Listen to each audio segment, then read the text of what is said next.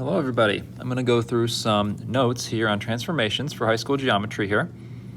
The full key is going to be available on Schoology, so you can check out the full key after you are done finishing this up. I just want to go through a couple conceptual things with everybody here as you think about getting started here. So first thing I want to talk about and point out is the definition of a translation here. When you translate points, notice that when you translate all three of these points in this triangle using the same vector, those segments are all the same distance and all the same direction, okay? That makes it a rigid motion. Given the fact that all those segments are the same, that means that when you slide or shift the point, or the points, that the shape ends up still being congruent, a rigid motion. Next thing I kind of want to mention is vector rules. Vector rules here, so like a number 3. Check this out right here. That is a vector. It has a distance and direction here. And when you're naming a vector rule, it's kind of the opposite of slope. Slope is rise over run. When you do a vector rule, you kind of think of it as horizontal change, vertical change. So the horizontal change here is from the starting point right here, it goes 4 in the positive direction and 2 up. So the vector rule would be 4, 2. So if you carried out that rule, 1, 2, 3, 4, 1, 2.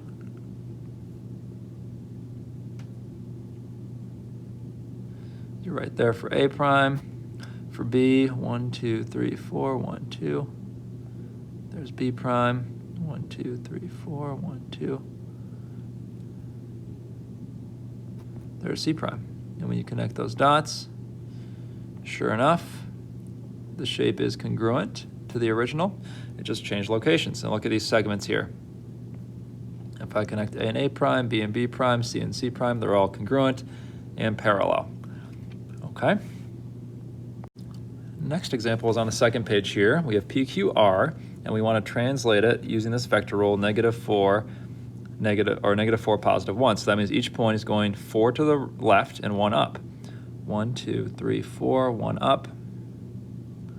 So there's P prime, 1, 2, 3, 4, 1 up. There's Q prime, 1, 2, 3, 4, 1 up. There's R prime. Connect the dots, rigid motion. If you connect the images and pre-image images, you can see that. It was a translation, 4 to the left, hence the negative sign in front of the 4, and 1 up. Next, I want to talk about reflections, especially reflections that do not occur on the coordinate plane. You have to use some further knowledge than maybe you're used to using to conduct these reflections correctly. So first, let's take a look at this example here. A couple observations here as you consider this segment and this segment. First of all, those segments are the same. Second of all, you may notice that they form a perpendicular right angle here with line L, which is your line of reflection, okay? Those are both important pieces of information. Also, check this out.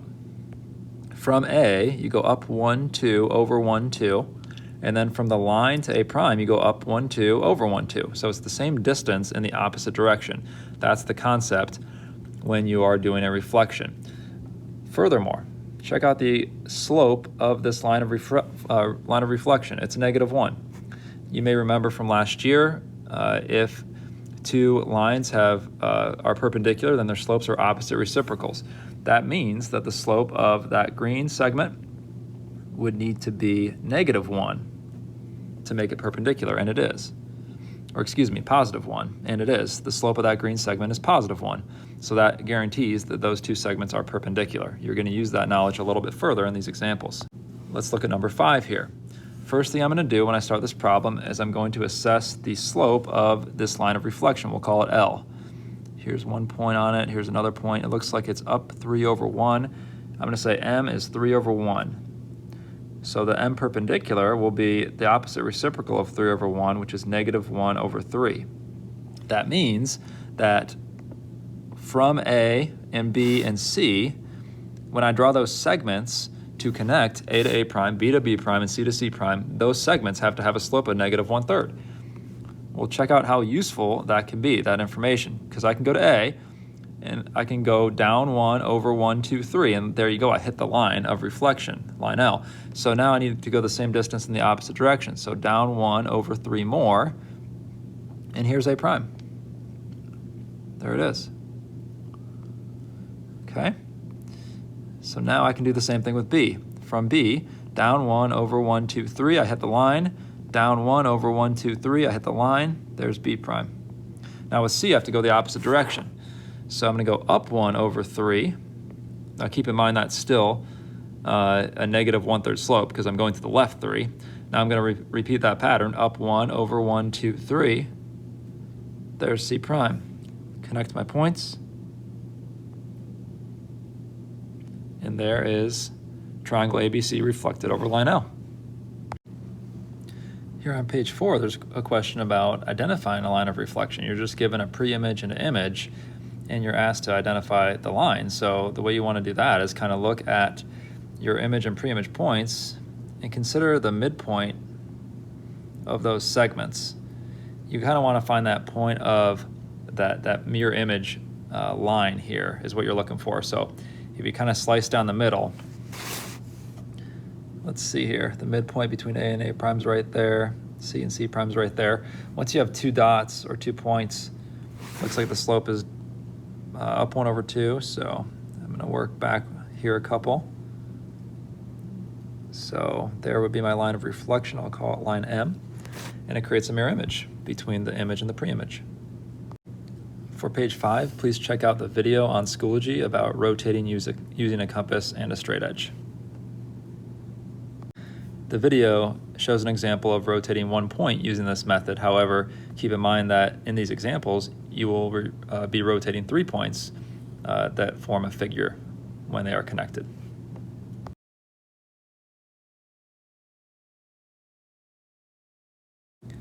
Last thing I kind of want to mention here is line symmetry versus rotational symmetry. Let's actually hone in on this star right here. It's a great example of both. This star right here has line symmetry and rotational symmetry. Let's look at line symmetry first. If I was to draw a line right here,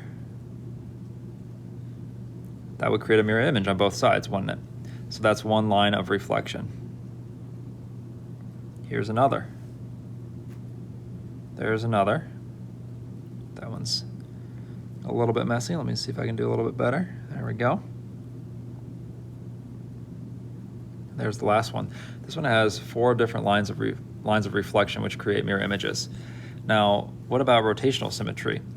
Rotational symmetry is basically asking, could I rotate this figure a certain number of degrees and it would look exactly the same as it starts out? So you can see here even that it says that the rotational symmetry is 72 degrees. That's given to you here, but why?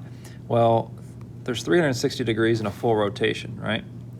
Now, along the way there, along that path, there are 1, 2, 3, 4, 5 stops.